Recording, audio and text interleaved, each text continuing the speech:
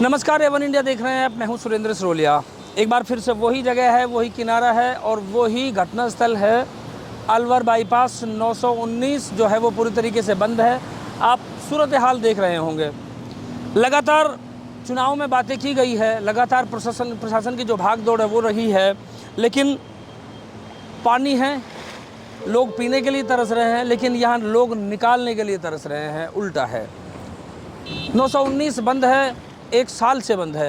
ये राष्ट्रीय राजमार्ग संख्या 919 है। लगातार प्रयास प्रशासन ने भी करने का किया है, इस समस्या के समाधान के लिए बात को आगे बढ़ाया है, लेकिन सूरत हाल आपके सामने है।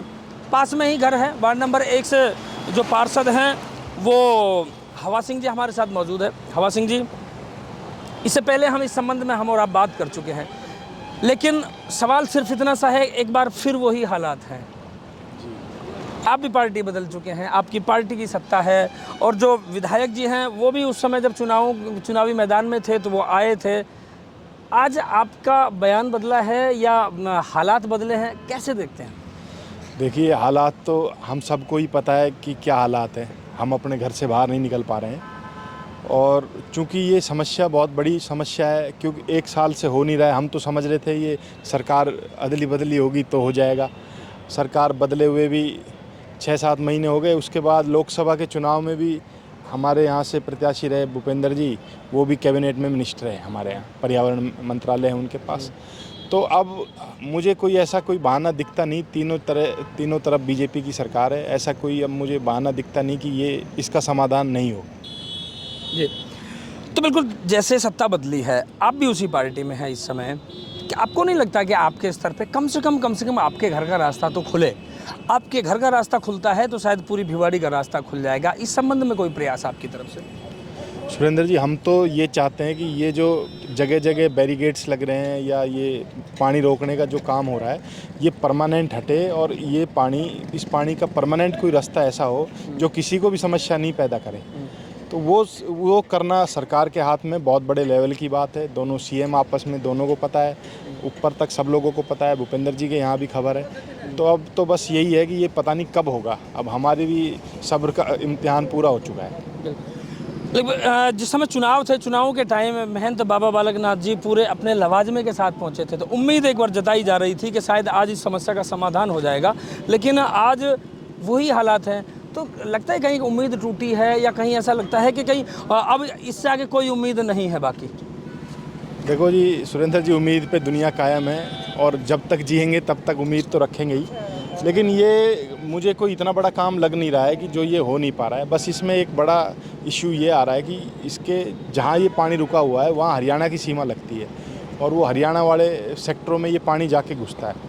तो उन्होंने ये उनकी तरफ से, उनके सांसद जी हैं राव इंद्रजीत जी, वो भी मंत्रालय मिला हुआ है उनको भी केंद्र में, तो उनकी तरफ से ये पानी रोका हुआ है। उनके सीएम साहब ने भी यहाँ विजिट किया था। तो दोनों सरकारें अब बिल्कुल अड़ी हुई है कि भाई, वो कहता है कि भाई मैं पानी इधर जाने नहीं दूंगा, उन्होंने कसम खाई हुई है कि भाई पानी इधर ही छोड़ना है। आज तो 3-3, 4-4 इंजन है आपकी पार्टी के लिए। सरकार इधर भी बीजेपी की है, उधर भी बीजेपी की है, और सेंटर में भी बीजेपी की है। तो कोई उम्मीद बाकी है? फिर एक बार फिर से वही सवाल है। नहीं, तीनों जगह सरकार भाजपा की है, और मुझे लगता है निकट समय में कुछ ना कुछ अच्छा भिवाड़ी के लिए और धारड़ा के लिए, दोनों के लिए आने वाला है, और इस पानी का स्थायी समाधान हमें मिलने वाला है। आपका जो घर है उसके आसपास में बहुत सारे लोगों की दुकानें हैं जिनका रोजी रोटी का अपने जुगाड़ के लिए वो आते हैं। लगभग मैं सामने भी नज़र मार कर देखे हैं, या आपके घर के आसपास नज़र मार के देखे हैं, इधर भी नज़र मार करके देखे हैं, जो हरियाणा के क्षेत्र से जो रोड आता है, और यहाँ सौंदर्यीकरण भी किया जा रहा है। इतना पैसा खर्च किया जा रहा है इस जो रोड स्टेट हाईवे 25 जो भिवाड़ी से शुरू होकर अलवर के लिए जाता है, इतना मोटा खर्चा यहाँ पर किया जा रहा है। ऐसी स्थिति में कहीं लगता है कि वो पैसा सार्थक साबित होगा? सुरेंद्र जी, अब आप खिजूरीवास से लेके जो टोल टैक्स है वहाँ से लेके और अलवर बाईपास तक आओ, एक 100 मीटर का जो हिस्सा है उस पर पानी भरा हुआ है। उस 100 मीटर के बाद खिजूरीवास तक आप चले जाओ, दोनों तरफ अच्छी सड़कें बनी हुई है, दोनों तरफ अच्छी सर्विस लेन है, लाइटिंग का अच्छा काम हुआ है। तो जो अच्छा हुआ है उसको तो हम अच्छा ही कहेंगे, लेकिन ये समस्या भी एक बहुत बड़ा रूप ले चुकी है, और इसके लिए भी सरकारों को काम करके और इस समस्या से निदान देना चाहिए जनता को कहीं ना कहीं। आपने यहाँ एक कहावत कही जाती है कि अंत भला तो सब भला, अलवर से शुरू होकर यहाँ पर इस रोड का अंत होता है और ये अंत ही भला नहीं है, तो इसको सार्थक कैसे कह सकते हैं? देखिए, जब कभी कोई समस्या आ जाती है तो उसमें थोड़ा समय लगता है, हम भी समझते हैं, लेकिन इसमें थोड़ा ज़्यादा समय लग गया। तो मैं तो बस अब यही कह सकता हूँ कि भाई इसमें कुछ ना कुछ जल्दी कोई ना कोई बड़ा एक्शन होने वाला है और हम सबको इससे निदान मिलेगा इस समस्या से। कितने दुकानदार लोग जो ये हैं वो यहाँ बेरोजगार हुए हैं और कितने लोगों की यहाँ पे ये समझो कि अब रोटी पे संकट है? देखिए, काफ़ी लोग हैं यहाँ पे जिनकी रोजी रोटी पे संकट आ चुका है। वो सुबह से दुकानें नहीं खोल पा रहे हैं और पिछले 1 साल से उनका जो काम है वो तो हाफ हो ही गया था, और अब जैसे ये पानी आया है तो इसके बाद तो जीरो हो गया है उनका काम। तो अब देखते हैं कितने जल्दी प्रशासन कोई एक्शन लेता है और फिर से ये दुकानों में चहल पहल शुरू होती है। आपका घर बिल्कुल हरियाणा राजस्थान के बॉर्डर पे है और आपका घर एक ऐसी जगह पे है जो आधा हरियाणा में है, आधा राजस्थान में है। कितने लोग रोज़मर्रा की अपनी रोटी के जुगाड़ में हरियाणा से राजस्थान में, राजस्थान से हरियाणा में, महिला और पुरुष कितने आते होंगे? हज़ारों की तादाद में लोग बाग सुबह से शाम तक यहाँ से निकलते हैं, हरियाणा से राजस्थान की तरफ कूच करते हैं, कुछ लोग राजस्थान से हरियाणा की तरफ भी कूच करते हैं। उनका मेन रास्ता यहीं का है। जो रास्ता 5 मिनट का है वो करीब 1 घंटे का रास्ता हो गया है। तो उनके लिए भी बहुत बड़ी समस्या खड़ी हो गई है। आप सुबह सुबह देखोगे तो यहाँ पे लाइन लगती है पैदल लोगों के आने जाने की, स्कूटर बाइक वालों की। तो उनके लिए बहुत बड़ी एक समस्या है। वो लोग बेचारे अपने घर से तैयार होकर आते हैं और इस पानी में से निकल के जाते हैं। तो हमें भी बहुत बुरा लगता है, लेकिन अब कर कुछ सकते नहीं हम लोग इसमें। कितने लोगों की जो गाड़ियाँ हैं यहाँ ख़राब होती है, कितने लोग अपने काम धंधे से चूक जाते हैं रोज़ाना? यहाँ पर बहुत लोगों की गाड़ियाँ ख़राब हुई है और बहुत लोगों के, आप समझो कि बहुत करोड़ों रुपए का नुकसान हुआ है इसमें। और आने वाले समय में अगर ये पानी यूं ही भरा रहा तो वो नुकसान और बढ़ेगा, कम नहीं होगा।